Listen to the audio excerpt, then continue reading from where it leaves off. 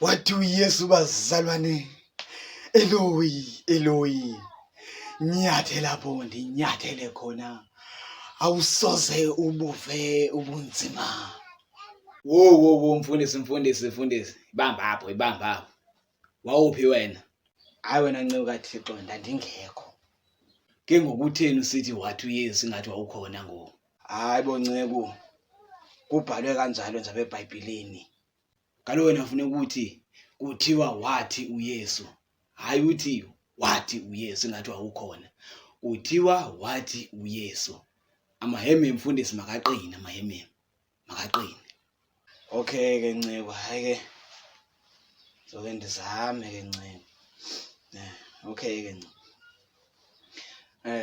Kuthiwa bazalwane, wathi uYesu. That's my pastor. Hallelujah. Eloi.